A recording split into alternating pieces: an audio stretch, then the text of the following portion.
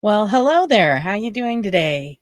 So today is the second lesson um, of how not to suck as a professional writer. Um, we're really at the very beginning of this series.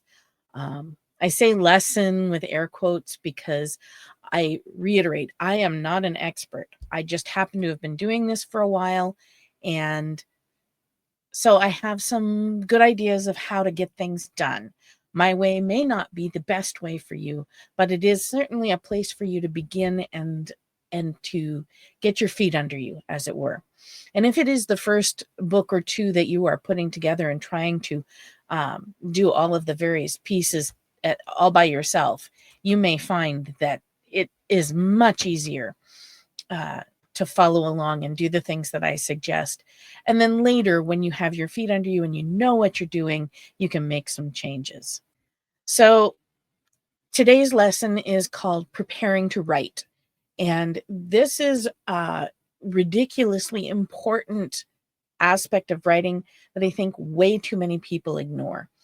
I learned this because I did National Novel Writing Month for so many years and still do it, although not associated with the group itself because of current politics and such. But preparing yourself to write involves mindset, physical things, and um, and your area community, if you will. So getting yourself into a mindset to actually sit and write is probably as important as the writing itself.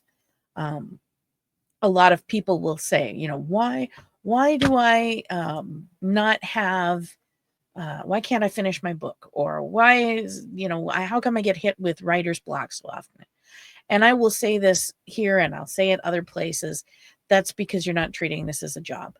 Because if you want to write the next great American novel, then you need to act like the next great American author. And that means treating writing as a job. If writing is your hobby, some of this may apply and some of it may not. Um, but if you want professional results, you have to put professional work into this. And that means getting yourself mentally prepared to write. That means picking a schedule and sticking to it. Um, the first agenda that I always suggest to people is to clean and set up your writing area. So I write in a little cubby. You can't really see it here, but I have a backdrop and it kind of closes me off from the rest of my bedroom. This room is basically, my arms are touching the sides of it. It's just big enough for me and my computer. That's all I need. Okay. Um, Sometimes I will write sitting on my bed with my laptop and my lap desk. Sometimes I will jot notes on my phone, although I don't write on my phone just because I can't type with my fingers as fast as I can type with my hands. Um, but making your space, your writing space, is important because it helps with your mindset. If you are going to be using a more public place of your home, for instance, I know people who write at their kitchen table, then I suggest you pick up, I don't know, go to the dollar store and pick up one of those big wooden boxes or a plastic tub or anything along those lines, because that will allow you to have your office with you. And so if you decide to move from the kitchen table to the couch someday, you can just put everything in the box and take it with you.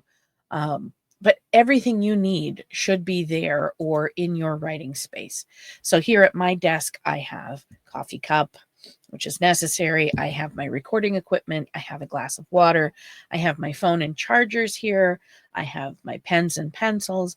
I have notes. I have a um, uh, cork board that I have up on my side of my wall here because I stick notes to myself up there. If there's something coming up that I need to remember, or there's character information, things like that, I will put them up on my board. Um, I also, because I'm me, I also have my chicken of shame. Oh, you can't really see his cute little face. Let's see if I can. There we go. You see my cute little chicken. And why is this important? Um, I don't like people to judge me when I'm writing because that's a little too close to home, and I spent too long being judged by others.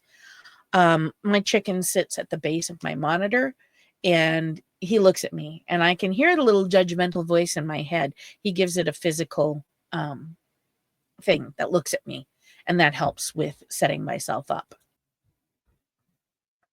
Um, so at least once a week, I go through and I actually tidy this up. I don't necessarily do a deep clean. I reserve that for every 3 months or so. But once a week, I go through, I pick up, well, I know a paper because I jot on papers. I have a pad beside my thing here. And I sometimes do sewing here. Um, so I make sure everything gets tidied up, that my space is clear so that my mind can be clear. Um, and so you want to test that setup before you actually use it. I was using this as an area for that anyway, so it didn't need to be tested. But I suggest that, for instance, before I started working on my bed, I actually gave it a test run. I answered some emails there, and I found out a few things. One was that I didn't like how using the trackpad on my laptop, so I got a Bluetooth mouse that I can use on either my computer or my laptop. And that way I don't have to have my hands on there. I shut the trackpad off and my laptop works just like a regular computer for the most part. Um, so doing this test run and knowing you have everything that you need at hand, pens, paper, sticky notes if you use them. I have planners and I have my over on this side I have my calendar that I can write things down on if I have particular goals that I need to meet or if I have deadlines. Um, and the next thing that you need to do is you need to take a serious look at what program you want to be writing with. Now, a lot of people write with Google Docs. Absolutely fine. I do recommend if you're doing anything that is longer than a novella, meaning more than 25,000 words, you probably want to split it up into chapters in its own um, folder. And the reason is that Google Docs bogs down very quickly unless you happen to have a really high powered like gaming computer or something.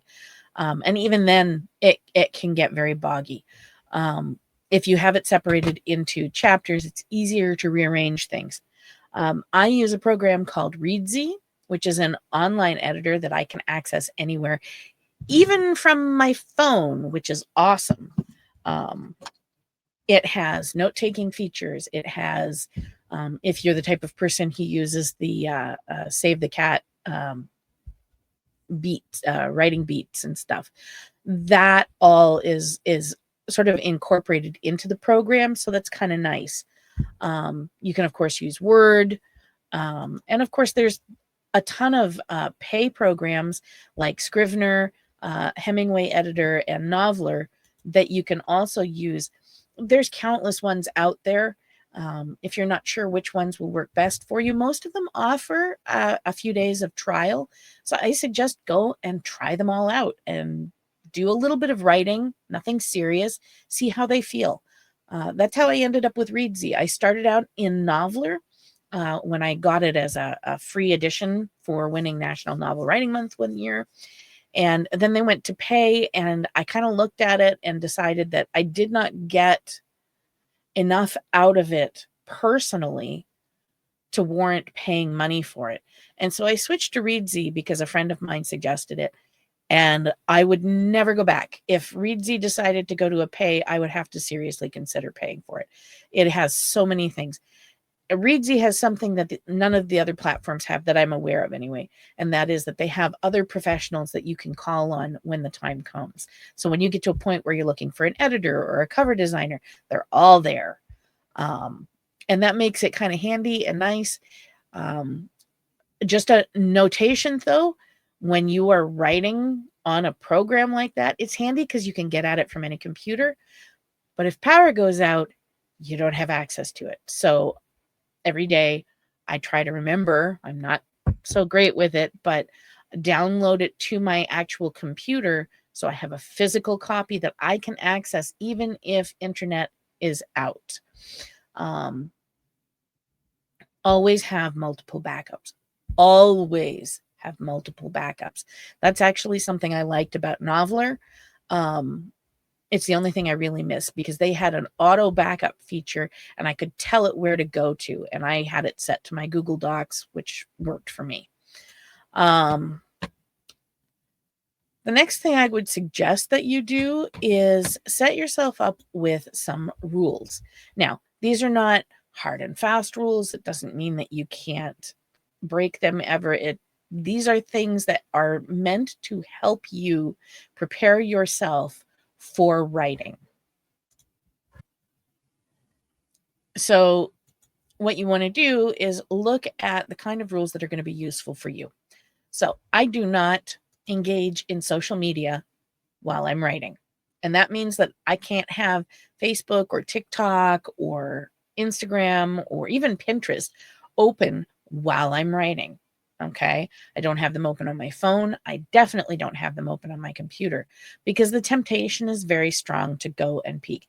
And if I'm doing something like National Novel Writing Month, or I'm in a crunch and I have a time limit where I need to get my book finished by such and such a day, I don't even have Gmail open. Everything else gets shut down except the program that I am working with and whatever I'm keeping notes on. That way I can be completely focused. Some people do no food or drink at the desk. I don't have food here, but I do keep my coffee. Blessed coffee. Blessed coffee. I call it writing fuel. But I also have flavored water, and I always make sure I have something to drink on hand. I have tissues so I can blow my nose and a garbage can so that I can take care of it. And there's a tool that a lot of people use, and it's called a Pomodoro timer. Um, there's a whole history to it. I've included links in the written lesson that comes along with this, and you can go and look it up yourself. And in fact, I encourage you to look at it. But basically, Pomodoro timers are meant to help you stay on task. And for most people, unfortunately not myself, but for most people, they are really, really useful. So, um, basically, Pomodoro timer sets you up for, I think the traditional is 20 minutes of work and then a 10-minute break.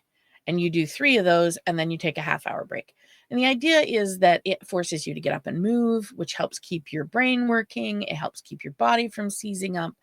Um, I find that it's more disturbing than anything else, but I really recommend people try it, and I did. I gave it a good working try. I tried it for, like, I don't know, like, 2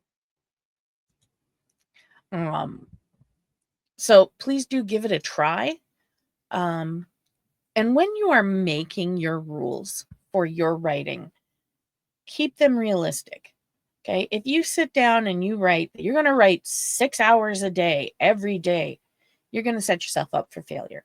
Now, I'm a stay-at-home person, okay? I did my time being mom and chief cook and bottle washer. I'm now writing as my job. And so even doing that, I spend my mornings writing. I write for maybe 2 to 3 hours, or edit, depending on right now I'm in editing mode. Um, sometimes I'll split, do a little bit of editing, a little bit of writing, but generally I'm doing one or the other.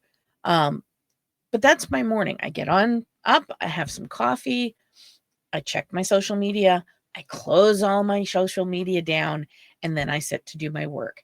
And I work for at least 2 hours, sometimes 3 or 4. And then I shut it down. I take my breaks. I get up, I go to the bathroom, I get a drink, I stretch, whatever. But I finish my work for the day. I shut down my work. And then I go, and my afternoons are spent doing marketing, um, sending out press releases, um, checking on things for my upcoming anthology, etc. You but that's how I work it because this is my job and it's my only job because the kids are off to college and I don't have to deal with them anymore. Um, so if you want to fit your writing around a job or caring for children, you need to factor that in. And if that means you can only write for half an hour a day, then make that your goal. Set that in your rules and make a time for it. And even if you have to change, like on Mondays and Tuesdays, I write from 9 to 9:30 in the morning. But on Wednesday, Thursday, Friday, I write at 5 o'clock in the afternoon. And on the weekends, I take off. However you do it, make it work for you. Be realistic. Make it a goal that you know darn well you're capable of doing every day. Okay. And just be prepared to sacrifice things for your writing. This is a job. And I can't stress that enough. It's a job. Even if it's a part-time job, it's still a job. If you want other people to read your writing, then this is a job. And you have to treat it as such. One of the second to last thing that I wanted to talk about was cover art. Now, I am not a person who advocates using AI, okay? AI there are some things that it's good for, some organizational stuff, they're finding cancer stuff, great. For writing, no, that is a human thing, and for art as well. However, I do use AI graphics stuff in Canva, which I pay for. I use it to create a cover for whatever novel I'm working on. This is not meant to be a finished product. It is not meant necessarily for me to show to the public. And if I do, I admit that it is AI generated, but I pay somebody to prepare a cover for me. But I do that after the book is done. I don't do it before the book is done. And so in order to have something to focus on, and also something that I can give to my artist and say, hey, this is kind of the idea, this color scheme, and this is the idea that I want, but here are the changes that are in the book. That can be really useful. And I use it for making character portraits as well. But again, these are just for me. If I do share them with the public, I make sure people know they are AI and that they are intermediate things that give me a prompt for writing. They aren't, and I came up with the description in my head before it became an AI picture. So, yeah. It's not using AI to cheat. It's using AI as a tool in the same way that I use AI to check spelling and grammar. The final thing that you really need to do if you want to be serious about writing is tell people. Now, I know that one's a little scary, but humans are made to be competitive, okay? It's a brain thing for us. And if you tell people, yes, I am going to complete this novel, it helps us mentally to stay focused to do just that. And so you want very much to apply yourself and do a good job and let your family, your friends, and maybe your acquaintances on Facebook and such know that you are sitting down to write a book. And when it comes to family, whether they are supportive of your writing or not, most people will be supportive of the time you're using for writing. So let them know. I'm going to be sitting from 5 to 5:30 at the kitchen table writing, and I can't have any sounds around. So you guys can go watch stuff in your room, but leave me alone. That way, people are aware. Having to tell family and friends that you failed at writing a book is usually more painful than writing the book itself. So there you go. In the written lesson for this, I have Pomodoro timer information, some of the history of it and why it works, and a Pomodoro timer that you can go to and use. ideas for personal writing rules, and then a little bit of homework doing the things that we've discussed today, which is cleaning up your writing area and getting it ready, deciding on your writing rules, printing them out and posting them where you can see them, writing out your personal schedule, putting your schedule onto your calendar, creating a cover mock-up, and letting folks know that you're writing a book. So that is our lesson for today. If you have questions, please include them in the comments below. I will attempt to answer questions in the next video. And if there's a lot of questions, I will actually make an interim video, which is kind of why I'm spacing these out. I'm hoping people will begin a back and forth that is something really good for everybody involved. Anyway, thank you so much for coming to my lesson. I hope you enjoy it. If you have things you'd like answered, put them in the comments below. Please feel free to share this video around as much as you like. Invite people to join us on this lesson as we're on this journey as we work together to write a novel or a nonfiction book. Thank you so much, and I'll see you in a couple of weeks.